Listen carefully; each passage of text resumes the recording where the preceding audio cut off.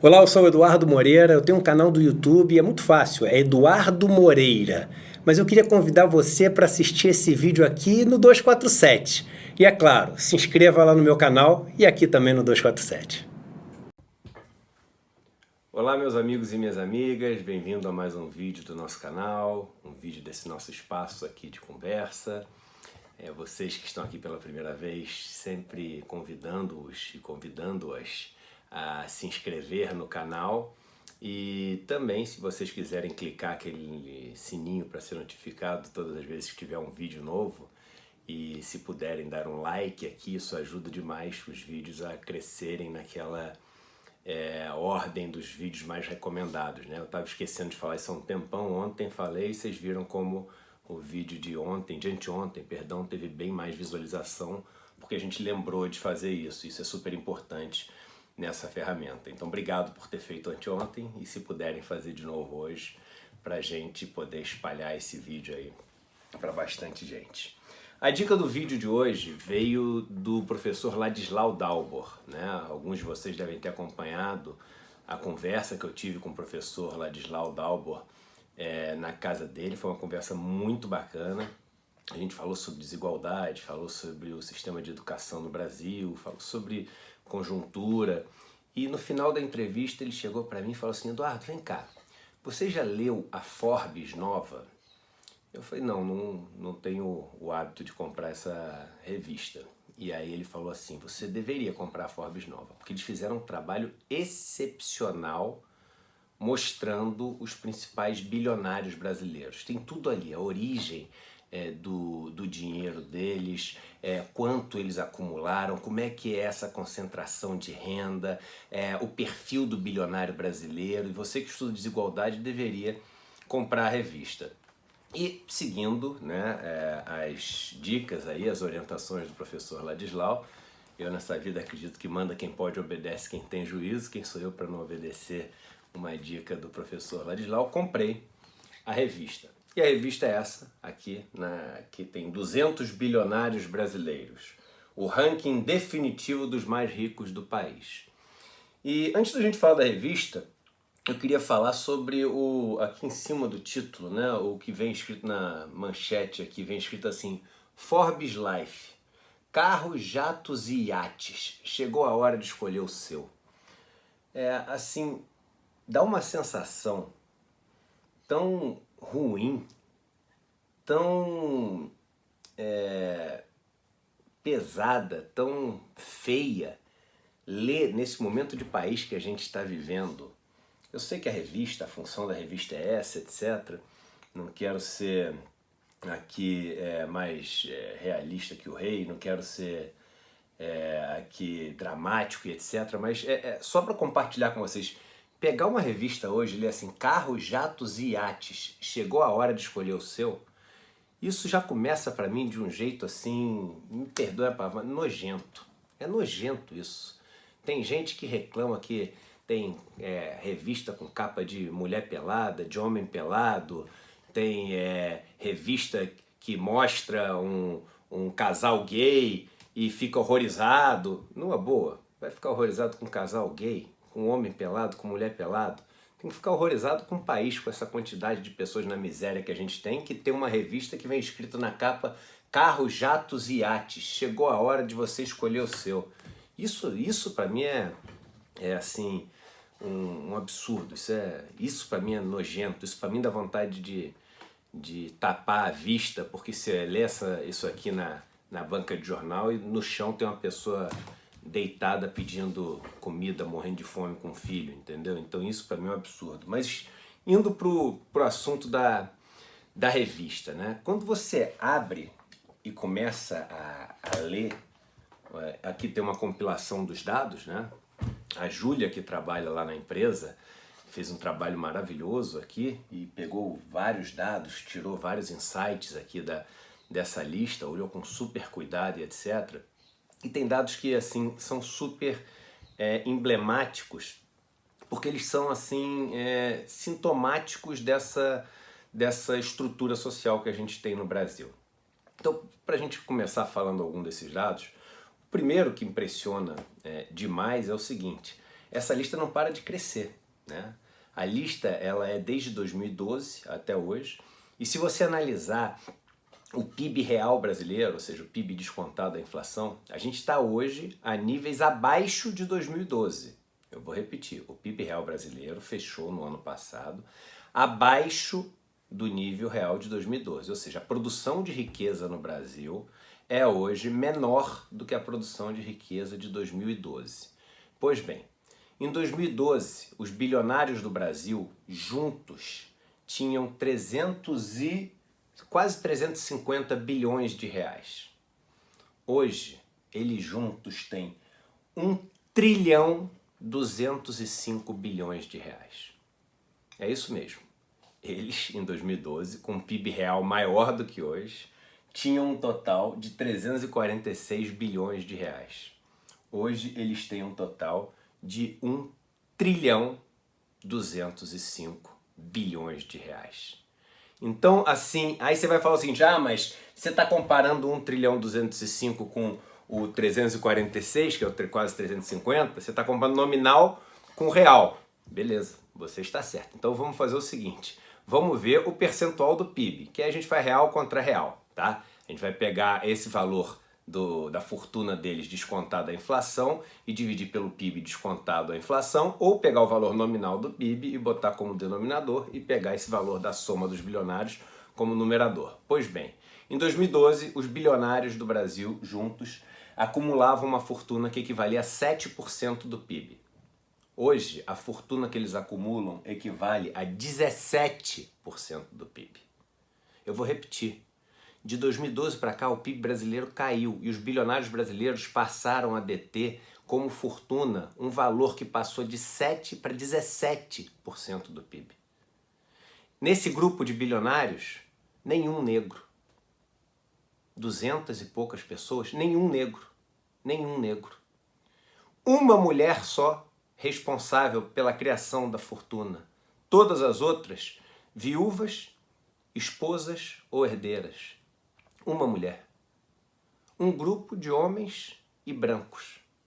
Todos os bilionários do Brasil. E assim, isso traz a gente para algumas discussões importantíssimas para as pessoas poderem entender os verdadeiros vilões desse nosso sistema. Eu vejo as pessoas agora execrando os servidores públicos. Vocês sabem quantos servidores públicos existem no Brasil? Contando os ativos que são militares, os ativos civis, das esferas federal, municipal e estadual, né? Então os servidores ativos, e mais as estatais, tudo. 12 milhões mais ou menos. Pois bem, todos esses servidores públicos, os 12 milhões juntos, ganharam 700 bilhões de reais mais ou menos no ano passado. Essas 200 pessoas que estão aqui aumentaram a fortuna delas em 230 bilhões no ano passado. Ou seja, um grupo que é 60 mil vezes menor de pessoas, eu vou repetir, 60 mil vezes menor de pessoas, ganhou um terço a menos só. Então ganhou um terço do outro, o outro ganhou 700 e esse ganhou 230. Só que é um grupo 60 mil vezes menor. Ou seja, eles ganharam em média 20 mil vezes mais no ano passado só do que aqueles que a gente demoniza no Brasil. Mais de 50% da fortuna dos bilionários do Brasil, mais de 50% da fortuna dos bilionários do Brasil vem de bilionários que são do setor dos bancos e de alimentos e bebidas. Alimentos e bebidas, principalmente bebidas, cerveja, é isso mesmo. Quase 50%, mais de 50%, perdão, o valor está aqui, quer ver? O total desses dois é mais de 50%, 51,86% da fortuna dos bilionários do Brasil, dos setores financeiro e de produção de cerveja. E a gente se orgulha disso. E as pessoas fazem fila para ver palestra dessas pessoas. E as pessoas acham que tem que parar para ouvir o que esses caras têm para dizer para fazer o país virar um país desenvolvido, um país de primeiro mundo. A gente vê esse setor financeiro disparado em primeiro lugar, com quase 1/3 da fortuna desses bilionários do Brasil. Esse setor que não produz riqueza nenhuma. No Brasil não produz riqueza nenhuma. Pelo contrário, uma máquina de tirar dinheiro dos pobres para os ricos através de juros escorchantes. Cria escravos financeiros e põe propaganda na televisão dizendo que cuida de você, que a gente muda o Brasil lendo um livro, que não sei... Isso, assim, é por isso que eu digo, a única palavra que me vem à cabeça é isso, é meio asco mesmo. Dá nojo ver essa história toda. E as pessoas agora falam em vamos diminuir o tamanho do Estado. Vocês sabem o que o Estado faz? Eu falei isso no outro vídeo aqui, mas vale a pena a gente falar. O Estado só faz uma coisa, só. Ele redistribui dinheiro.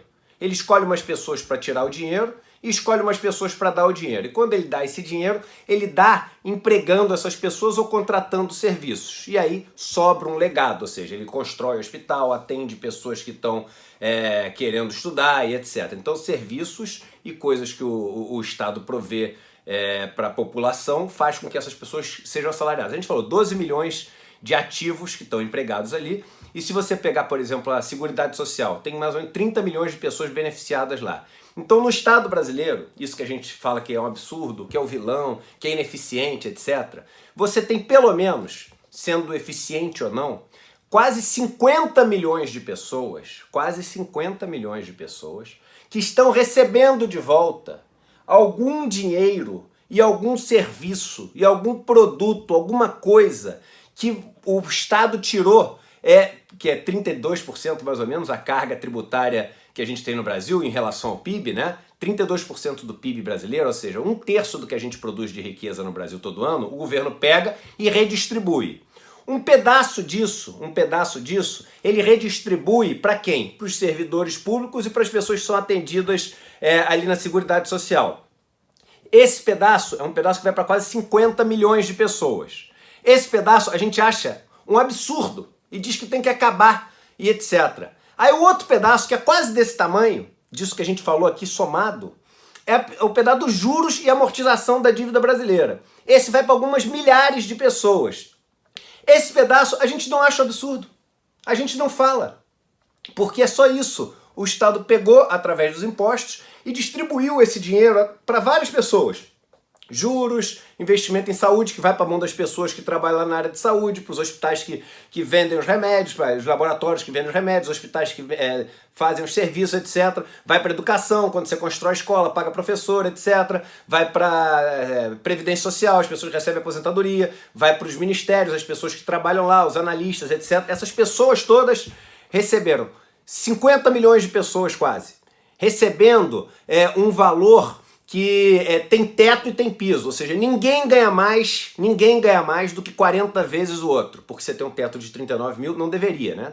Você sabe que eu sou um grande crítico dessa questão de vários salários acima do teto, que isso tinha que ser cumprido. Mas em tese, ninguém ganha mais do que 40 vezes o outro. Aí a gente acha isso um absurdo, ou seja, o único lugar no Brasil onde tem 40 milhões, quase 50 milhões de pessoas, que entre elas você tem a menor desigualdade de gênero possível, menor desigualdade de discriminação de cor possível, você tem a menor desigualdade de maior salário para menor salário possível e um número de 50 milhões de pessoas. Aí a gente quer acabar com isso. E o que a gente quer fazer? A gente quer que esse dinheiro todo que passa pelo Estado e é distribuído dessa maneira, venha parar aqui. A gente quer privatizar tudo, quer diminuir o Estado. Por quê? Aqui a gente acha... Não sei de onde a gente tirou essa ideia de tanto ouvir nessas palestras, nesses vídeos que passam pra gente, nas empresas da gente, que a gente vem falar. A gente acredita que aqui a distribuição vai ser melhor. Se no Estado a distribuição é no máximo um ganhando 40 vezes mais do que o outro, aqui é ganhando 1.000, 5.000, 10 mil vezes mais do que o outro. Em média, eu falei pra vocês, 20 mil vezes mais. 20 mil vezes mais do que aqueles que a gente considera os vilões do Brasil. É o que essa turma aqui ganhou. E esse dinheiro vem de onde? Vocês têm que entender, gente. Vem de vocês. Esse dinheiro não cai do céu, não nasce em árvore. Ele não brota do chão. Esse dinheiro vem de vocês. Por isso também, quando a gente fala de privatizar uma estatal, a gente tem que pensar 3 vezes, porque, por exemplo, você tem uma estatal que produz qualquer coisa, produz aqui folha de papel, pronto, não tem uma estatal que faz isso, mas vamos supor que tivesse uma estatal que produz folha de papel. Se tem, eu não sei que existe. Aí essa estatal, vamos supor que ela dê 10 milhões de lucro, tá? Por ano. Aí vem essa turma aqui e fala o seguinte, não, vamos privatizar isso, porque aí, em vez de dar 10 milhões de lucro por ano, essa estatal vai ser muito mais eficiente depois que for privatizada e vai dar 100 milhões de lucro por ano. O problema é que enquanto ela é estatal, todo o dinheiro que ela recebe de receita e que a gente está considerando como custo para ela dar 10 milhões de lucro só, está sendo distribuído de uma forma muito mais equânime, com esse teto e piso que eu estou falando, para um grupo enorme de pessoas, e esse lucro que está sobrando é um lucro de todos nós, que somos donos dessa estatal. Quando você passa essa estatal que produz esse papel que dá 10 milhões para uma empresa privada que vai dar 100 milhões de lucro, o que acontece? Dos 100 milhões de lucro, vai 99 milhões pro dono, às vezes, um dono, e 1 milhão para os outros empregados da empresa, nada para o coletivo, nada para o coletivo. Lá dentro vai ter uma distribuição de riqueza dessa ordem, de um ganhando 1.000, 2.000, 3.000 vezes mais do que aquele que ganha menos, e isso vai aumentar essa desigualdade, essa concentração de riqueza que a gente tem no Brasil cada vez mais.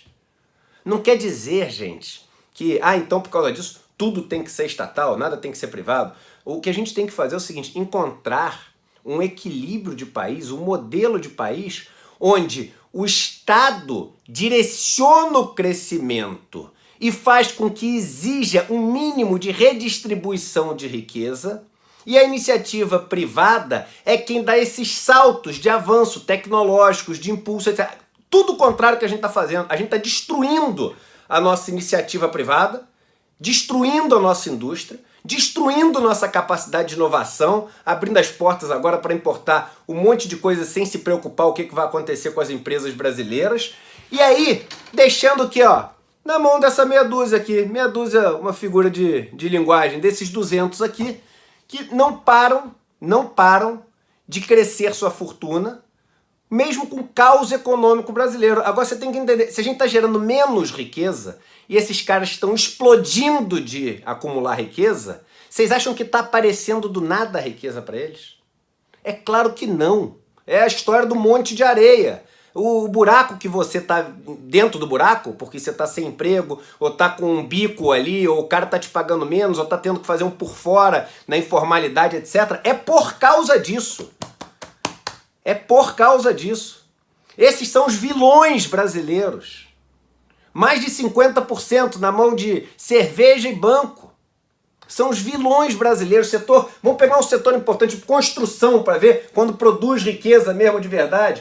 Construção é responsável por quanto do total aqui? 3%. 3%. E cerveja e banco, 50%. É isso que a gente tem que entender e deixar de endeusar essas pessoas.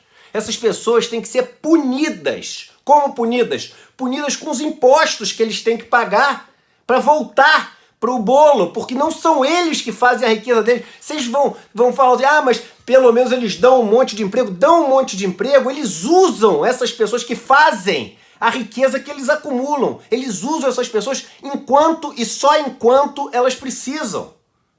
Porque em 2017 os bancos mandaram embora quase 20 mil pessoas. Eles não dão emprego, eles usam para tirar tudo que pode da capacidade dessas pessoas de fazerem os serviços, ganhando 10, 20 mil vezes mais do que essas pessoas que trabalham para eles, 10, 20 mil vezes mais do que as pessoas que criam a riqueza que eles têm, e não devolvem nada pro bolo. E vocês acham que eles são os caras que vocês têm que assistir palestra, tem que assistir o talk lá, não sei o quê, que tem que ler o livro para ver como você vai ficar que nem ele. Você não vai ficar que nem ele. E se você ficar que nem ele, é porque você vai ter que arranjar milhares de pessoas para você destruir a vida para você poder ficar que nem ele. Porque é assim que acontece. Então, cada um tem o ídolo que quer, o ídolo que merece. Tem gente que acredita que se a gente tivesse mais bilionários no Brasil, a gente ia ter muito mais emprego, né? E esquece, por exemplo, que os 3 países com maior IDH do mundo não tem um indivíduo entre os 50 mais ricos do mundo. Eu vou repetir. Noruega, Suíça e Austrália, os 3 países com o melhor IDH do mundo. Nenhum indivíduo entre os 50 mais ricos do mundo. A gente torce para os nossos carrascos no Brasil. A gente venera os nossos carrascos. A gente tem carrascos de estimação. É patético esse endeusamento de pessoas como essas que se orgulham de causar essa sociedade desigual, essa sociedade injusta, essa sociedade que volta a passar fome, essa sociedade desesperançosa, essa sociedade triste que a gente tem no Brasil. Vale a pena comprar a revista para saber quem são os vilões desse país. E todas as vezes que você ouvir, mas ele emprega 200 mil pessoas, ele emprega 100 mil pessoas, ele usa 100 mil pessoas, enquanto precisa. Usa 200 mil pessoas, quanto precisa. E vive uma vida que, assim, absolutamente, na minha opinião, sem sentido, é uma vida de explorar os outros, que não leva ninguém para lugar nenhum. E uma busca incessante por poder, porque isso aqui, gente, a fortuna quando chega nesse nível, ela é só poder.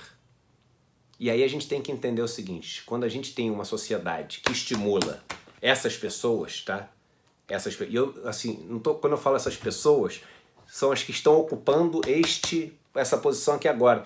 E às vezes, não é nem culpa do indivíduo, do Zé, do João, do Marco, do Pedro, não é culpa do indivíduo, da pessoa, ali o nome, nominal. Desse sistema permitir que existam esses lugares, esses postos. Porque se a gente pegar e os 200 aqui resolverem ser franciscanos, no modelo que a gente tem, 200 vão entrar no lugar deles. Então não adianta, né? Não adianta ficar com raiva deles, dessas pessoas, né? É o modelo. Vão botar 200 novos brancos ricos para ficar no lugar deles. Então é esse modelo que dá asco, é esse modelo que dá raiva, é esse modelo que dá nojo, é esse modelo que não faz sentido. E aí essas pessoas aqui, elas que decidem a reforma da Previdência que vai passar. Elas que decidem a reforma tributária que vai passar. Elas que decidem a reforma administrativa que vai passar. E posso dar uma notícia? Você não votou em nenhuma delas. Ninguém votou em nenhuma delas. Eu não votei em nenhuma delas. Elas não podem fazer isso. Mas com essa desigualdade de renda, é isso que acontece. Elas votam, elas escolhem, elas decidem o nosso futuro, que infelizmente deixa de ser o nosso futuro. Passa a ser o futuro deles. Compre a revista, vale a pena. Um abraço e até o próximo vídeo.